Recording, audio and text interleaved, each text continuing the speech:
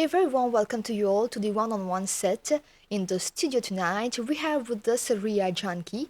She is an author and has recently published a collection of poetry titled The Whispers of Souls.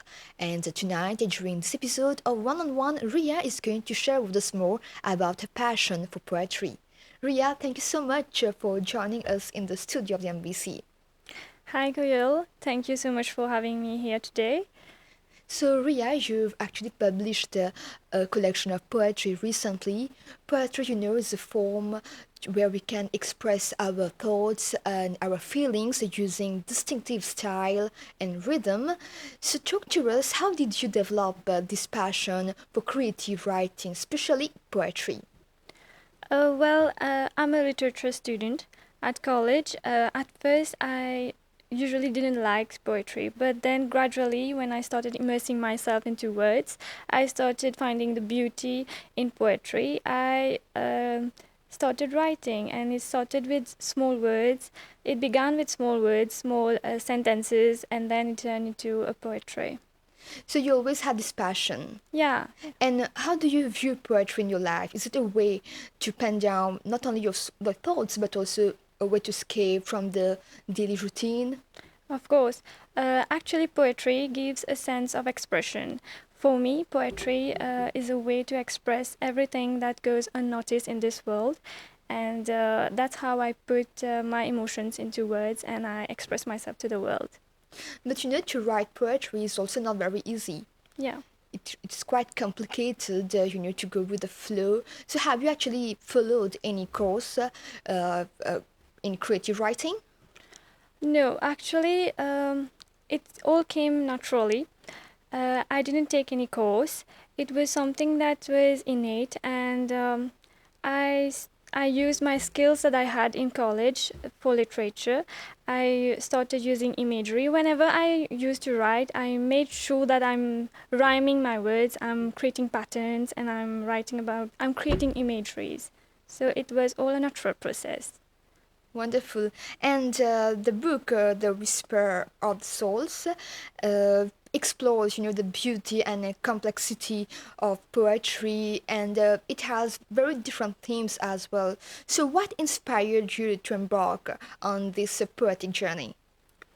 Like I said, my passion for literature inspired me. Also, I remember reading about when I started reading about poems. I remember I was so impressed by Emily Dickinson's and Owen Sher's poems, and they really reflected the beauty of the world. And I saw how they written about things very beautifully, and I was so impressed by this. So I started crafting my own poems. I started writing it in my own ways, and I tried to adopt their styles. So that's how I find myself writing this book. So it's often said that poem serves as an intimate reflection of the self. So is your writing as well? Does it mirror your personal experiences or broader themes about life or humanity? It's a blend of both, actually. Yeah, it contains some of them. Absolutely contains my personal experiences, things that I've gone through and I haven't talked about, but it's there. And yes, it's also talk about the world, natural world around us. Uh, it's also about the experiences of other people, which I wrote from my perspective.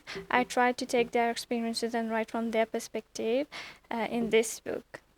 So was it therapeutic to write about your personal experiences? And when you write, do you feel that you're letting go of the whole burden? Yes, absolutely. It was a very therapeutic process, and it really helped me to unburden all the hidden and unspoken feelings, and it really helped me to ease my feelings into words, and yeah, it brought comfort. The cover of your book as well is quite interesting. I mean, it's often said that we should not judge a book by its cover, but a lot of hard work goes into the concept, thinking about how it should be. So, talk to us about the cover as well. Why did you decide this one? Well, it's a butterfly, and personally, I love butterflies. But as you can see, there's someone sitting uh, inside of it, and my idea of this was to depict that someone is always observing things. Someone is always the eye of the world. So that's how I came up with this cover. And also the color was a personal touch. It was my personal touch. I love this color, so I brought it in. Great. And Ria, every poet, every writer has a unique creative process. So, personally, how do you approach writing poetry? Do you write spontaneously or do you actually follow a particular structure? Do you actually plan the theme first and then write it, or goes naturally for you? How do you plan it? Honestly, poems for me is spontaneous. I come up with poems very spontaneously. It's always about ideas that come up in my daily life. I might be doing the simplest thing of life, and then I come up with something. I might be just observing. I might just be having a conversation with someone, and then something comes up.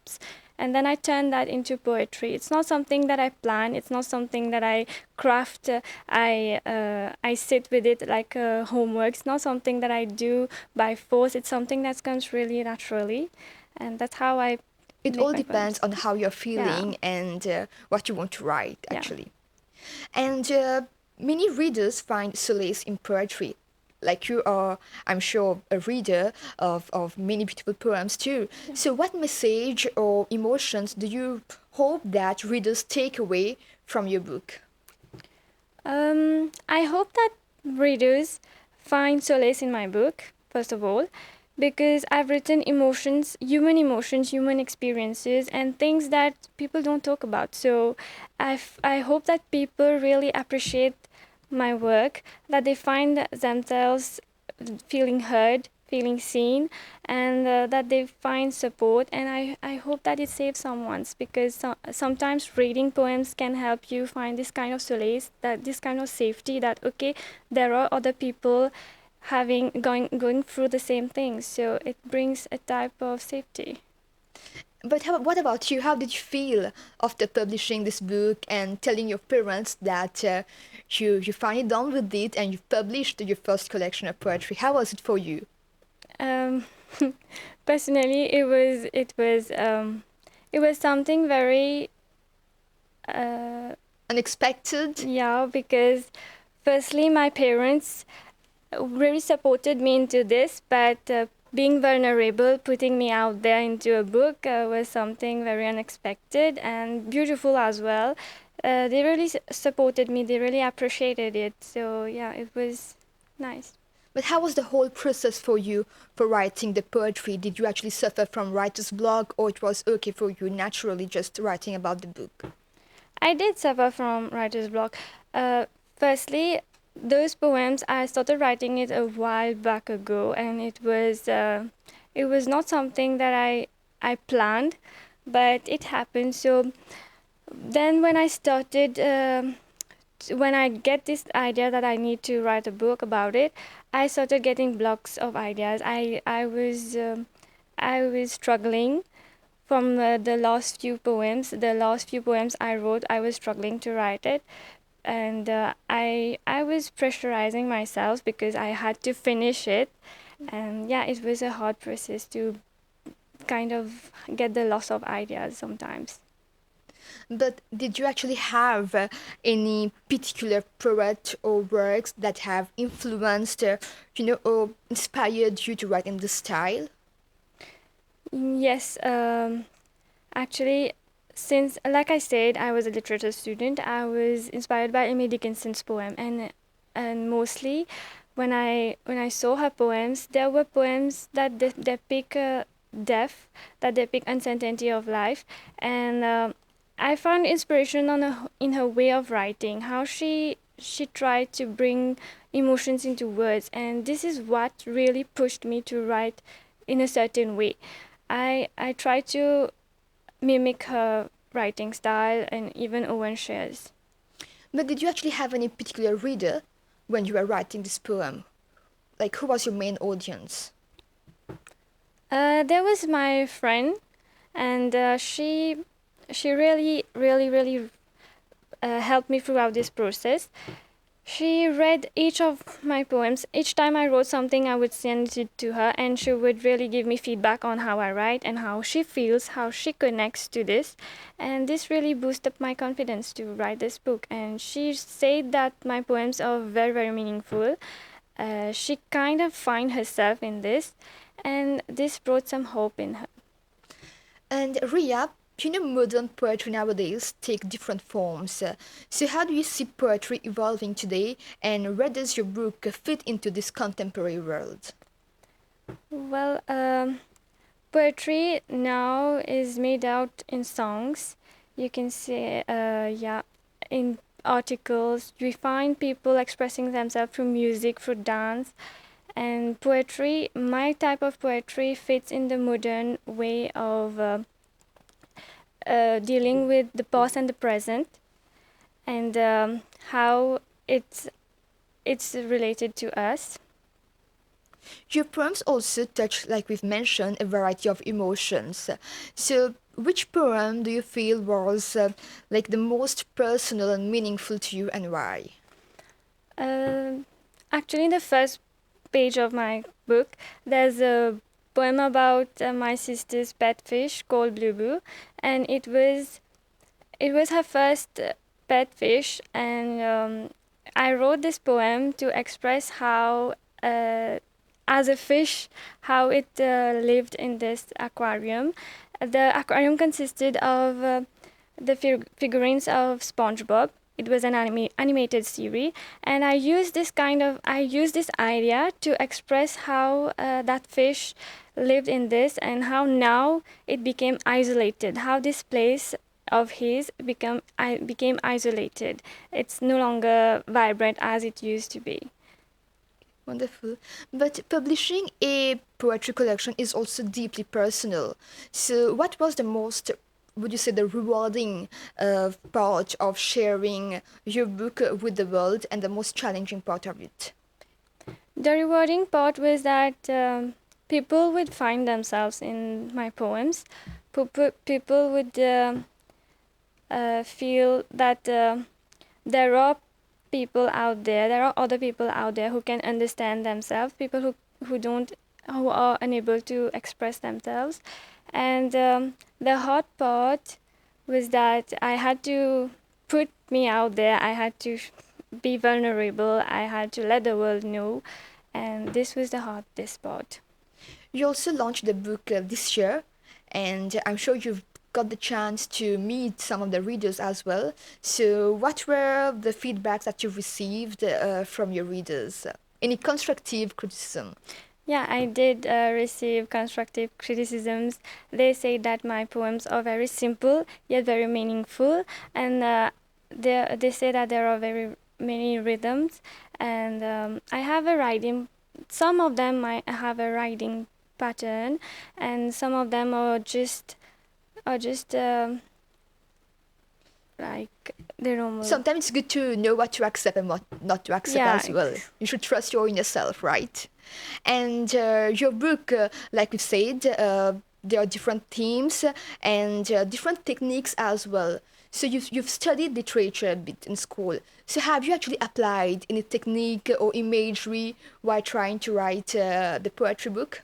Yes, I did try to write my book using imageries. There's a lot of alliteration and assonance in my poems. Readers will find it when they read, and yeah, and that's it. And you are 21 and it's your first book. So how does it feel to be this young and already have your first book published out in the world? Really, it's a big achievement for me. It was something that I never expected, but I did wanted to publish a book one day, and though it's unexpected, I really feel proud of myself. And how do you actually view Mauritian authors? Have you read or have you collaborated with any Mauritian author? Nowadays, we see that many youngsters are turning to writing poetry. What's your point of view on that? I haven't yet collaborated with any Mauritian authors, but I do have contacts with few of them, and I plan on doing that. And my point of view on that is that a few. I've read a few on Mauritian authors. I've read a few poems of my friends, and they were quite meaningful, quite impactful. And I plan to collaborate with them to start a project, to start something, and make this Mauritian culture grow, to make this poetry culture grow. It's good to create an empowering community, Yes. right? And Ria, so your first book is a poetry one. Do you actually hope to publish another one in a different style, maybe? Of course, I'm actually planning on publishing maybe prose, maybe narrative writing, storytelling. Maybe I'm trying to publish these things, and I'm working on it. It's a Is it hard easy process. for you to juggle between studies and your passion for this world of literature? No, it's not. But it's a hard process. But I'm doing it. I get there. So, for aspiring poets who may feel hesitant to share their work, what advice would you like to give them based on your own journey? I would say don't be afraid to express. I would say put themselves out there. Don't be afraid to express. Their words might resonate with someone else. Their words might connect themselves with other people, and their words might even save someone's, like I said. So I would say to just We start are actually writing. drawing towards the end of this episode, but before that, Ria, please read to us a piece of your writing for our audience. I'd like to talk about the meaning of it. It's about someone. It's about nature and someone who is having this turmoil in her mind. So she doesn't. It's a she, and she doesn't see this nature as something very friendly, but in fact, it's something very contrary. So at night, in the abyss, after a rainy day, as she hovers in her garden, walking barefoot on the wet grass, contemplating on herself, she wonders what nature has to offer. Alone with her thoughts, nature terrifies her. The wind whizzes, with tree whispering secrets. The branches rustle, with the leaves jiggling wickedly. She wonders if nature is against her. The cacophony of sounds, frogs croaking, cicadas buzzing, grasshoppers chirping, usurping the serenity of the night, unknown of nature, she retreats into her cocoon. Thank you. Beautiful words, Ria. Thank you. Thank you, Ria. It was a delight to have you on the set tonight and learn more about your passion for literature. I'm sure you've inspired other youngsters as well to take initiatives to write and publish their work too. Yeah. Dear viewers, we have now come to the end of this episode. Thank you for your time. We hope to catch you soon.